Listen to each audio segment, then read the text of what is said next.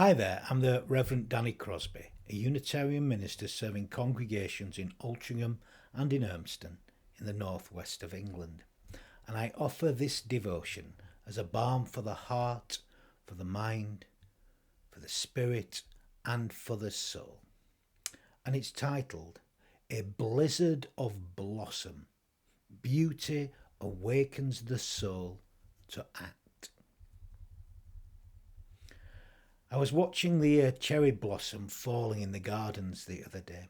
It was blowing in the wind, blowing actually all around our wind telephone, that wonderful thing designed to connect the living with those who live at the other side of the breath of life. There's a message actually on the telephone, a line from a Bob Dylan song. The answer is blowing in the wind.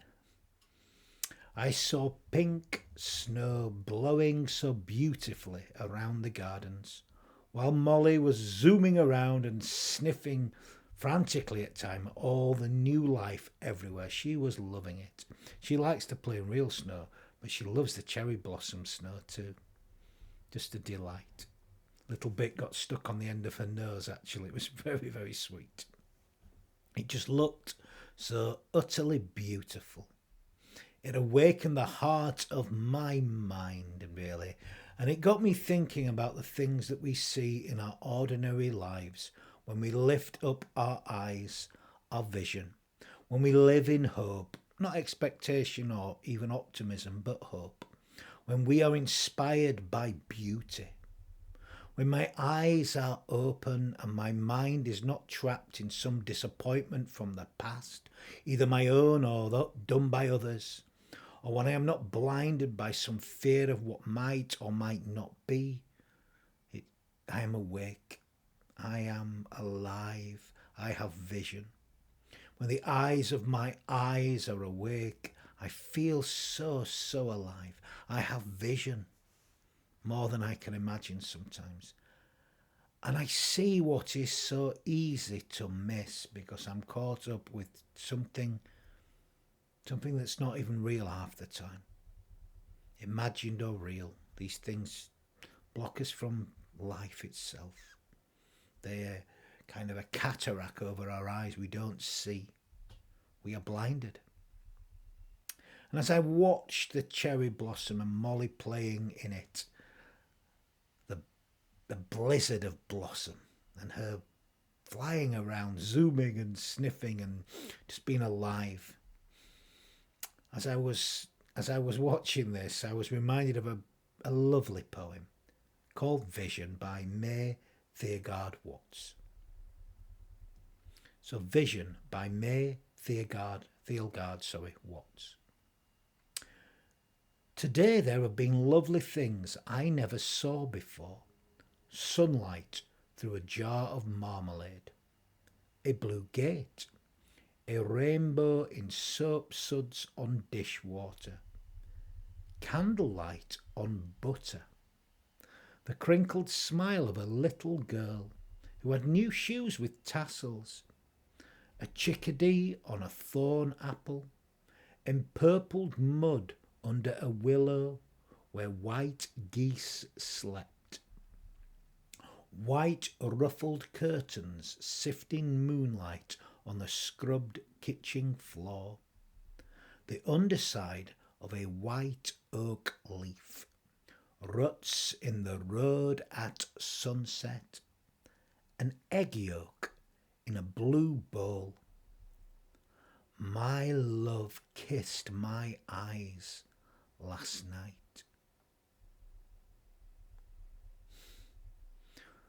What a beautiful poem, eh?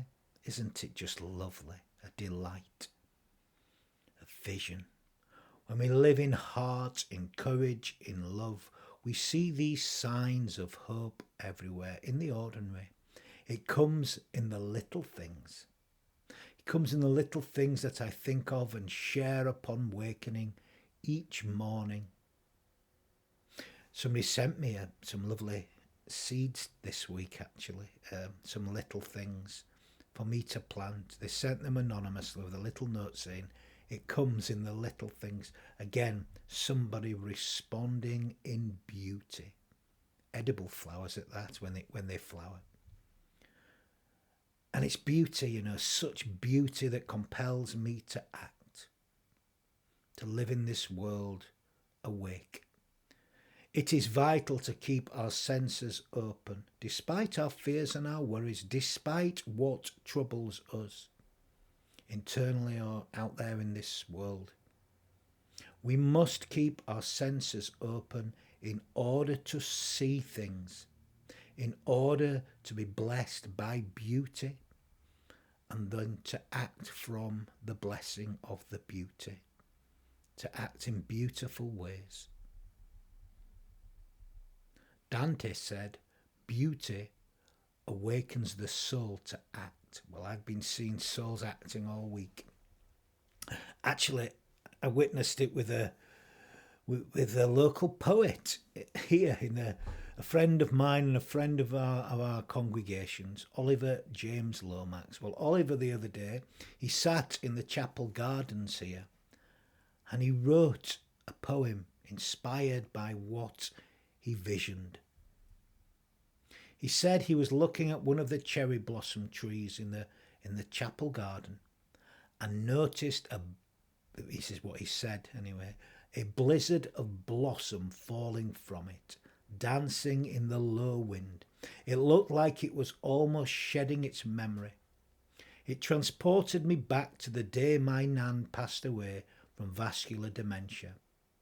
There was a blossom tree just like it outside the palliative care ward. Also, rather joyously, there was a small boy trying to catch Pokemon in the corridor as I left for the last time. And this poem sits between those two images, a moment that brought a little peace and hope to my grief. And here's the poem. I'm sorry you can't hear it in Oliver's voice. If you came to the chapel on Sunday though, you would be able to, and it'll be the first time it will be shared publicly. So I'm recording it here, maybe even before Oliver shares it publicly. But he did give me permission, so it's okay. So this is The Boy Catching Pokemon on the Palliative Care Ward by Oliver James Lomax.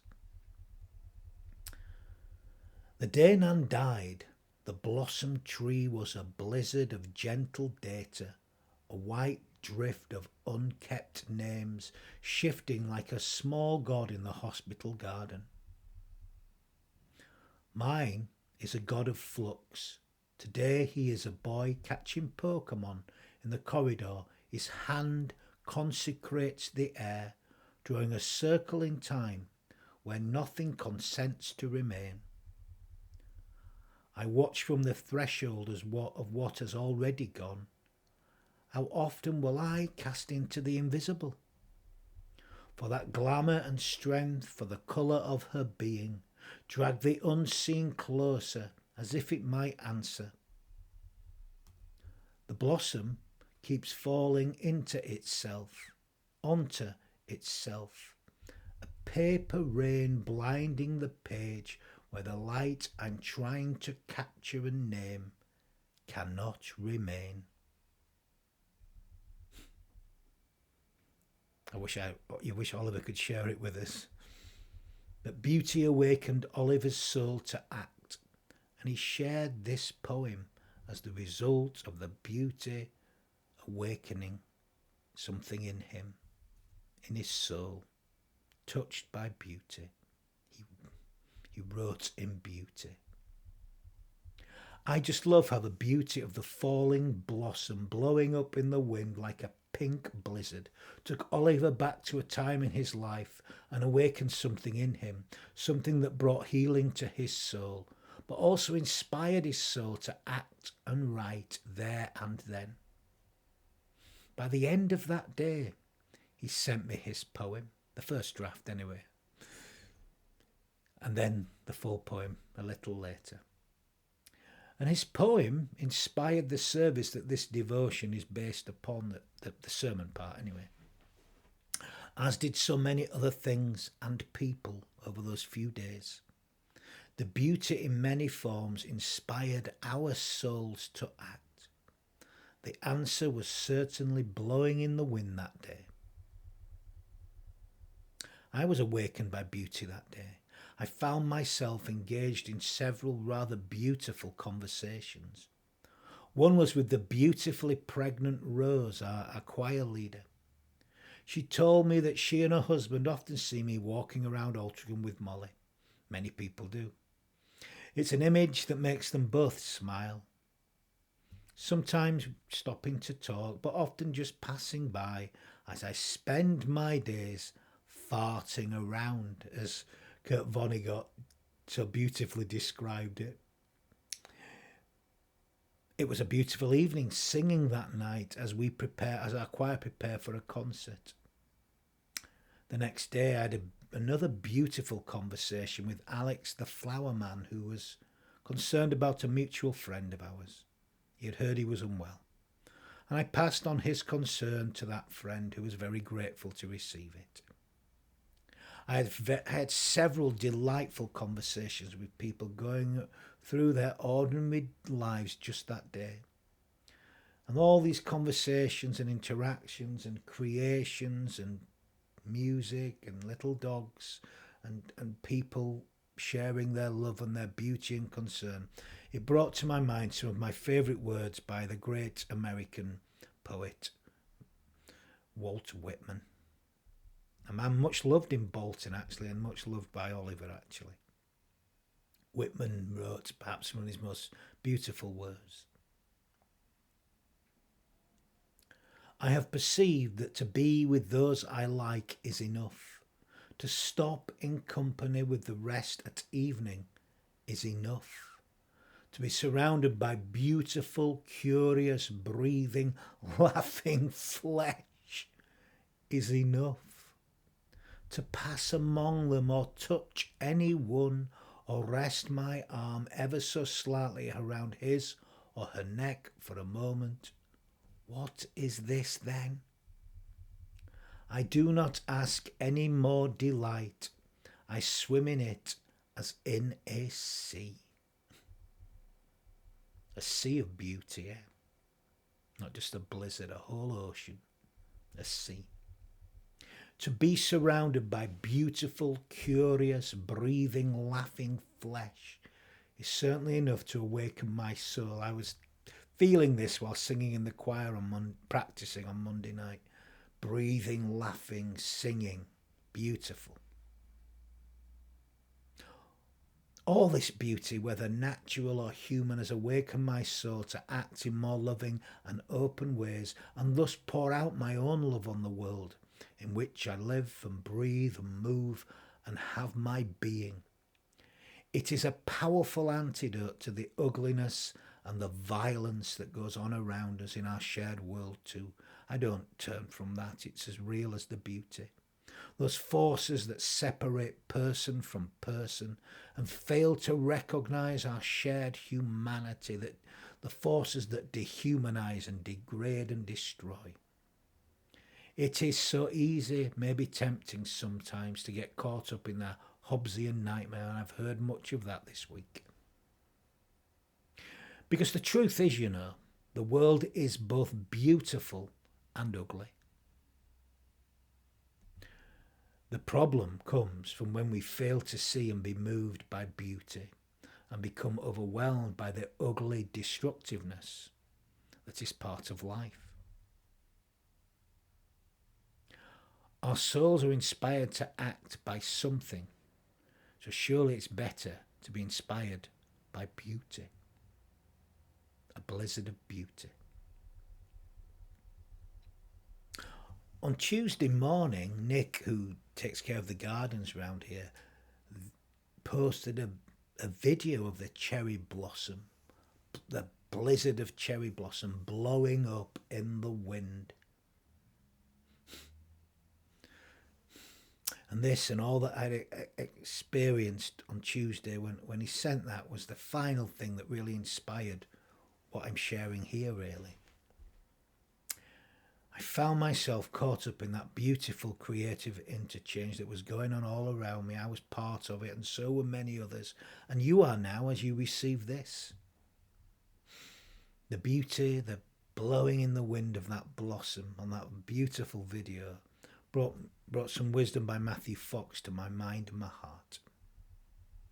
Fox writes, "The universe is in the habit of making beauty.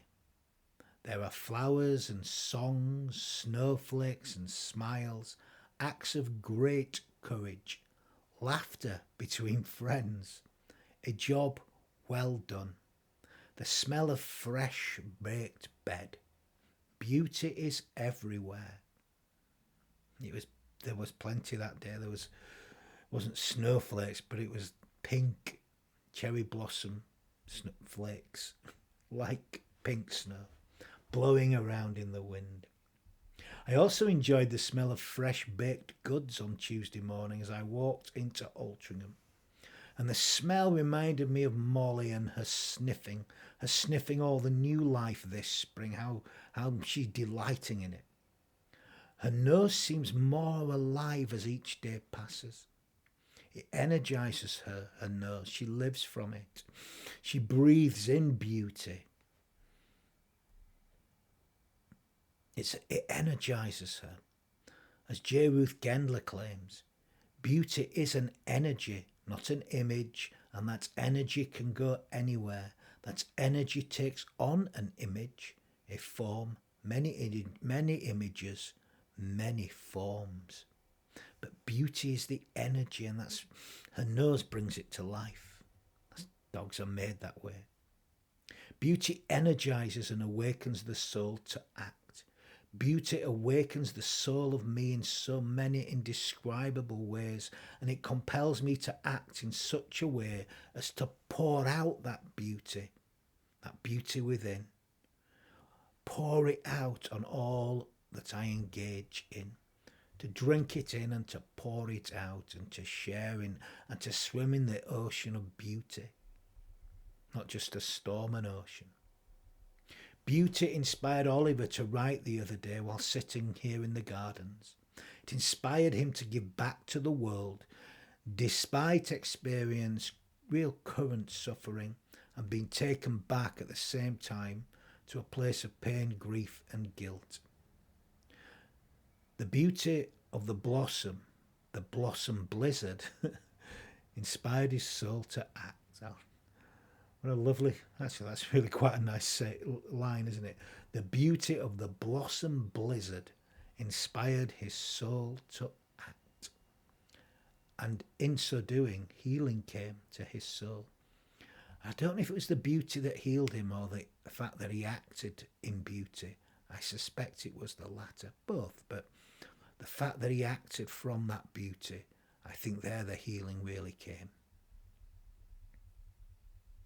Beauty manifests itself in so many ways in the world in which we live and breathe and move. It awakens all our senses and thus feeds and nourishes our souls. It awakens our souls and it fills our hearts to overflowing. We not only drink from the well of beauty, we also fill it too.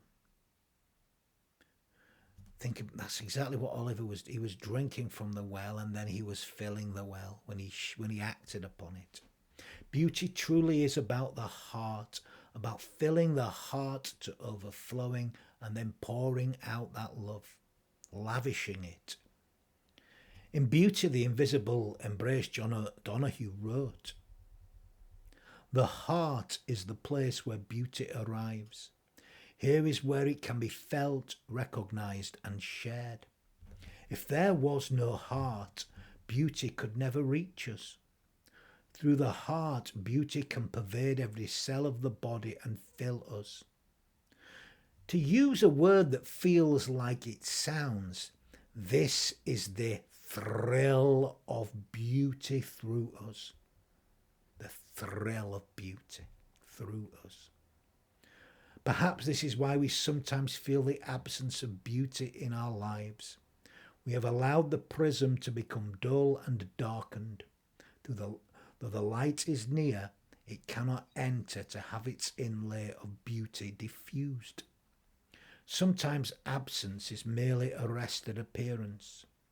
Compassion and attention keep the prism clear so that beauty may illuminate our life. Prayer, of course, is the supreme way we lift our limited selves towards the light and ask it to shine into us. Beauty, though, not only awakens the soul, but also fills the heart to overflowing.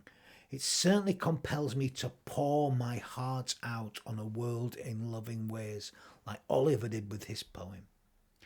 In fact, perhaps true beauty, certainly in a human sense, is to act in this world, to act morally and lovingly in this world.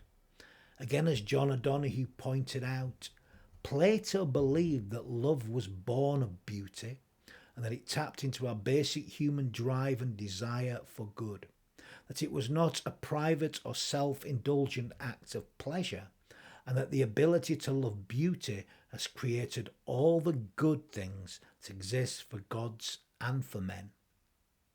He quotes Pseudo-Dionysius the Areopagite, that's a mouthful, isn't it, who said, "For beauty is the cause of harmony, of sympathy, of community. Beauty unites all things and is the source of all things. It is the great creating cause which bestirs the worlds and holds all things in existence by the longing inside them to have beauty.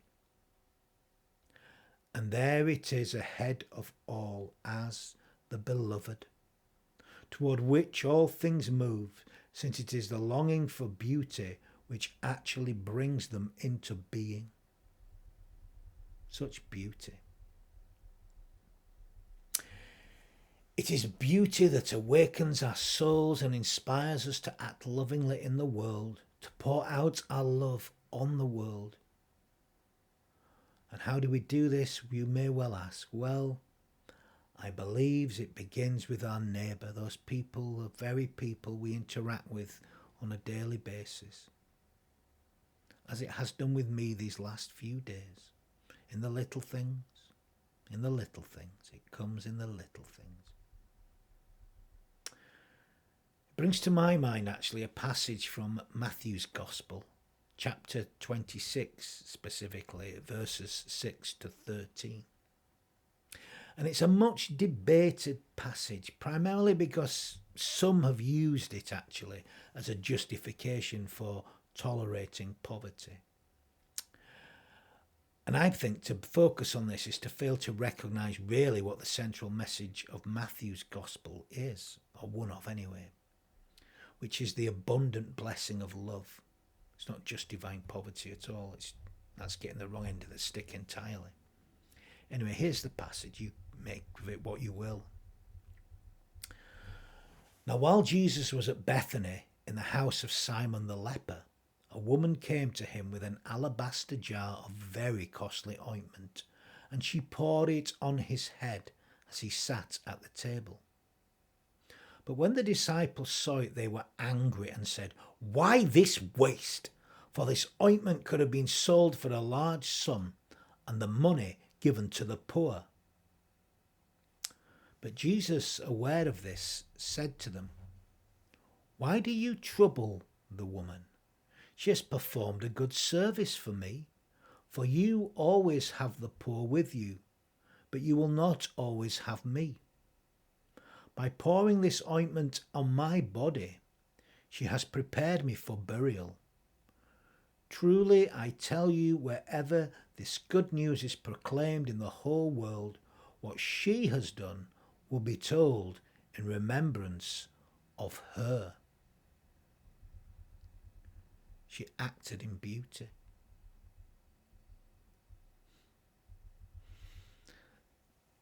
And I think the real power in this story, for me at least, is the recognition of love, of abundant love, of lavishing, pouring out this love.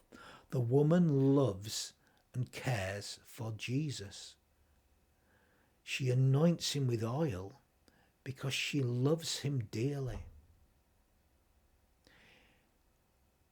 It really is an act of loving, gracious abandonment, which is in complete contrast to the grumpy disciples who are definitely of the glass half empty brigade. Don't waste it on you.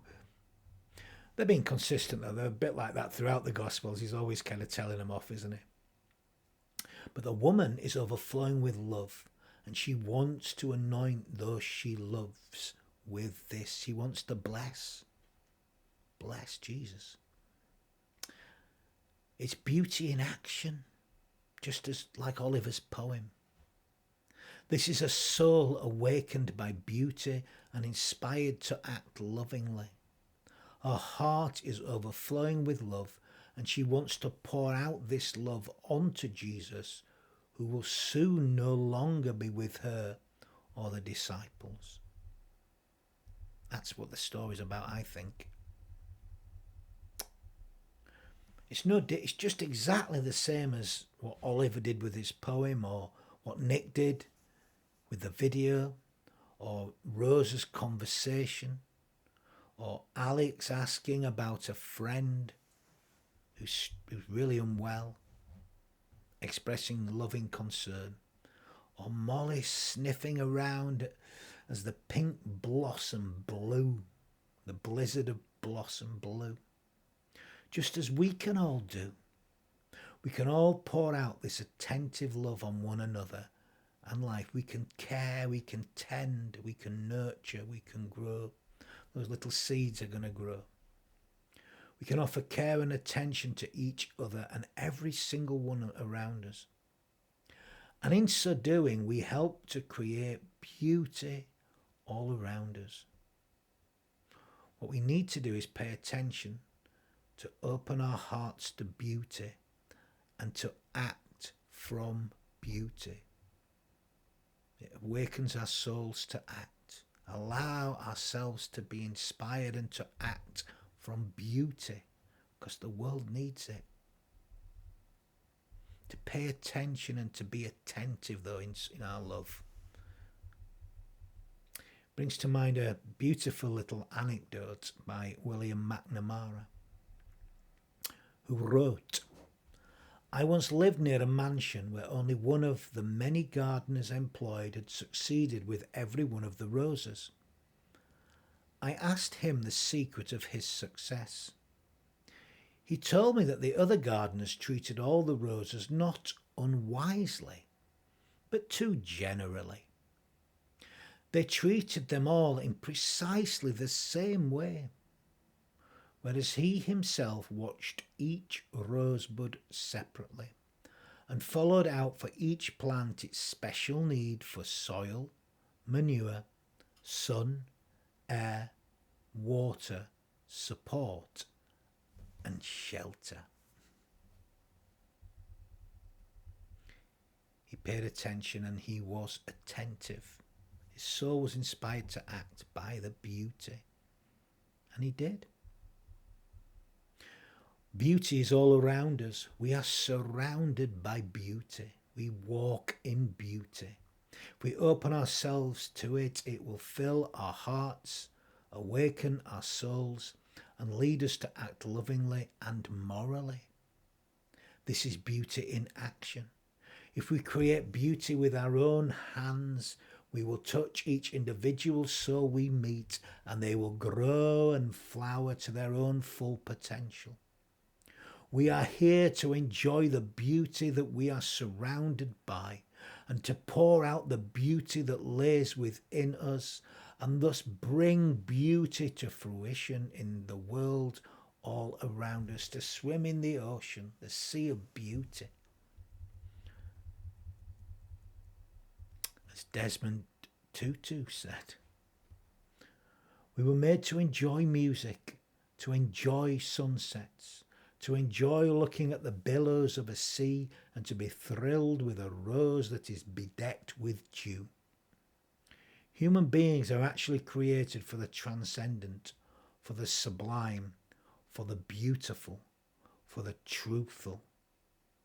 And all of us are given the task of trying to make this world a little more hospitable to these beautiful things. These beautiful things that I've done. So, Let beauty awake for beauty's sake.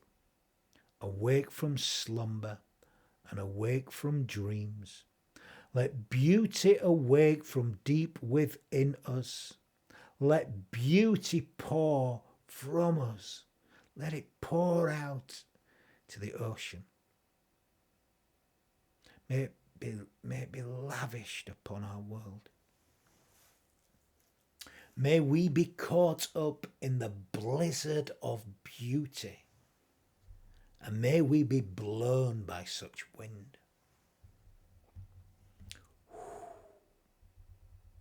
In beauty. I feel blessed by beauty, but I'm going to end with some final words of blessing.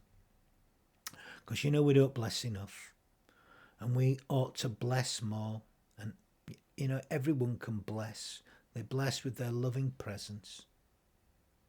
So why not try pouring out your beauty for the next 24 hours? Bless the world with your beauty. Who knows where that might lead to? But it'll make you feel good. Let's walk in beauty. So, words of blessing. Into our hearts may the heart of God forever shine. Into our minds may the mind of God forever speak. Into our spirits may the Spirit of God forever live.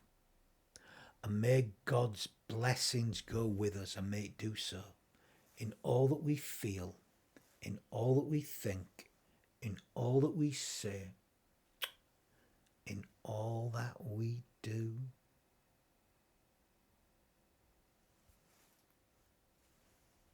Amen.